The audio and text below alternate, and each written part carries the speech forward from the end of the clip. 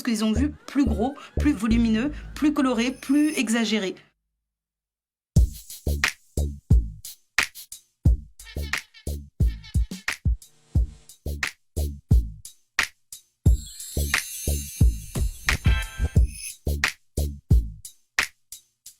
De sa vie d'avant, il reste peu de traces. Quelques photos sauvées d'un incendie et les peintures de son frère comme un livre d'images. Celle qu'on surnomme Édouard aux mains d'argent maîtrise l'art du ciseau depuis l'enfance. Fidèle à ses origines martiniquaises et kabyles, elle crée sa marque à son image. Sans couper les cheveux en quatre, laissez-moi vous dire que ma copine a du style.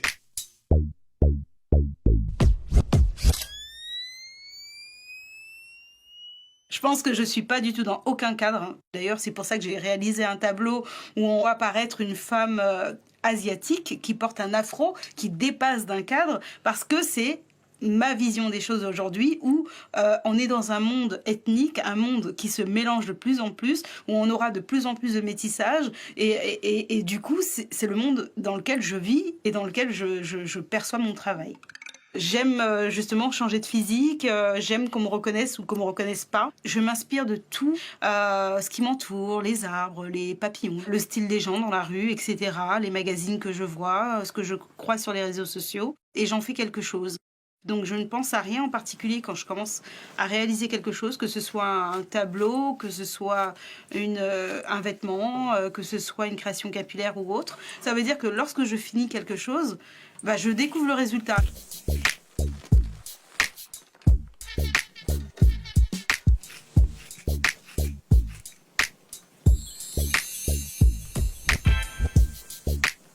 Les cheveux crépus, c'est une longue histoire. Ça remonte à mon enfance où j'ai tellement détesté mes cheveux, mais c'était juste incroyable. En fait, j'ai parcouru 36 millions de coiffures à travers les mains de ma mère, où tous les dimanches on se posait, où elle nous coiffait, on appréhendait ce moment-là avec ma sœur.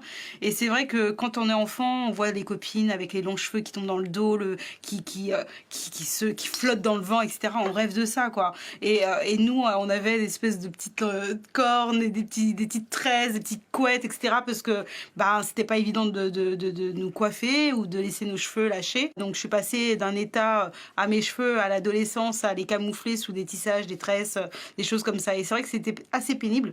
Donc aujourd'hui, en fait, j'amène une valorisation, une toute autre approche avec ce cheveu crépus et j'essaie de le mettre au grand jour et j'essaie de faire en sorte que les gens puissent l'apprécier, que les gens puissent accepter leurs propres cheveux, accepter le cheveu de leurs enfants de façon artistique.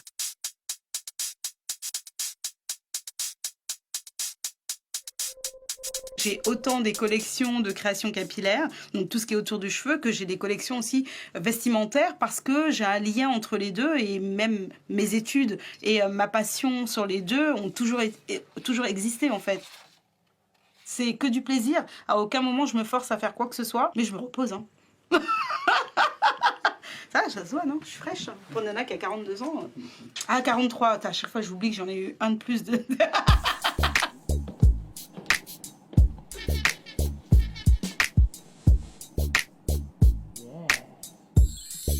J'ai grandi dans un quartier où il n'y avait pas de différence entre nos couleurs de peau, nos cheveux, donc je me posais aucune question jusqu'au jour où on a atterri dans une ville de skin. Et il y en avait énormément. Du coup, on était agressés, pourchassés, et on taguait sur les murs de mes parents. Donc tous les dimanches, mon père, il prenait ses pinceaux, il peignait ses murs. Enfin voilà, c'était assez pénible. Et arrivé à l'école, donc là, j'ai découvert que j'étais la première enfant noire, professeur raciste, élève qui avait jamais vu de noir de leur vie. Et du coup, je me suis sentie complètement rejetée. Et pendant de longues années, je me mettais au fond de la classe. J'essayais de me faire oublier.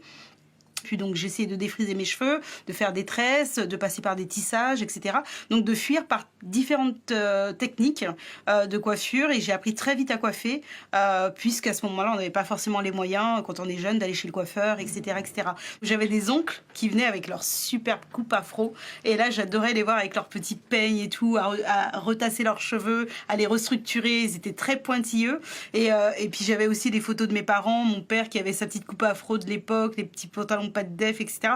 Donc c'est là qu'on voit aussi l'évolution des choses, c'est qu'il y a eu cette période, c'était pas pour revendiquer quoi que ce soit, c'était un effet de tendance. Et aujourd'hui, c'est vrai que l'afro prend une autre tournure, c'est plus un effet politique, c'est un effet religieux, c'est un effet reprise de confiance en soi, état de conscience, parce que aujourd'hui, le monde il s'ouvre, mais il faut plus que ça devienne un problème juste parce que on n'assume pas les regards des autres.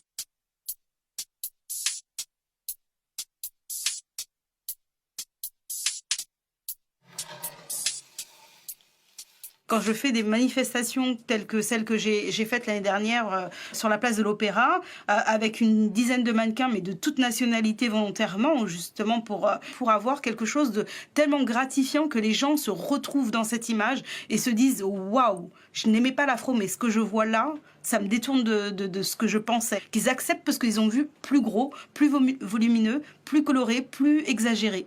On reste pas de marbre, on est obligé de réagir. Maintenant, bonne ou mauvaise réaction, qu'importe en soi, aujourd'hui, c'est les réactions qui comptent. Et après, au fur et à mesure, les gens, ils s'habitueront, c'est tout. C'est une éducation qu'on doit leur donner et il est temps. Le fait d'être une femme noire et en plus engagée et en plus qui a sa totale liberté d'expression, aujourd'hui, même si on est au 21e siècle, ça dérange énormément. Alors, je l'entends pas à travers les mots, mais je le ressens. Et je suis complètement celle qui perçoit la femme comme celle qui a le choix et le droit d'avoir le choix. Et aujourd'hui, qui a toute sa place dans le monde et sa place partout où elle désire être. On est juste des êtres humains, en fait.